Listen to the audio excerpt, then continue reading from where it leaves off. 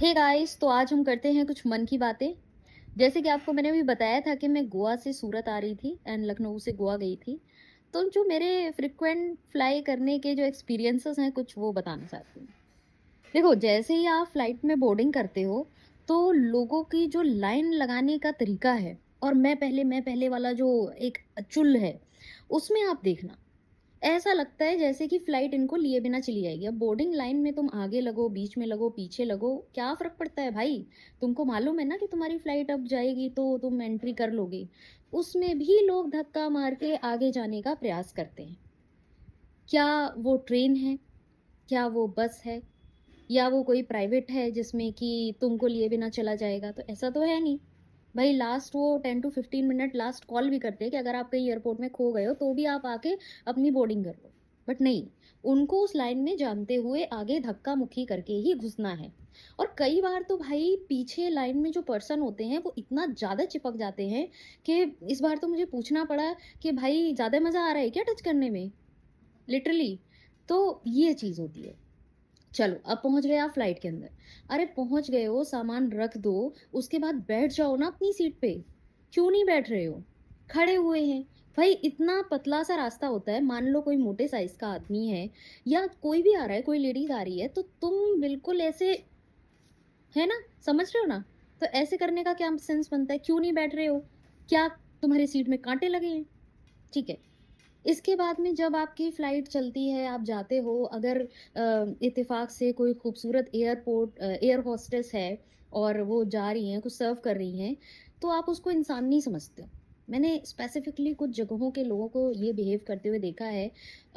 Even 40 plus जो people हैं, उनका भी मैंने इस तरह का बिहेवियर देखा है कि वो उन एयर होस्टेस को कैसे ट्रीट करते हैं।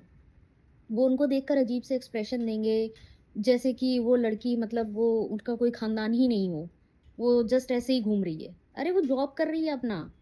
तुम्हारे जैसे 10 लोगों को वो ट्रेनिंग दे दे, सिविक सेंस की। बट नहीं, तुमको तो लग रहा है कि वो बस यहाँ पर आई है और वो तो हमारी नौकर है। ऐसा नहीं होता है यार।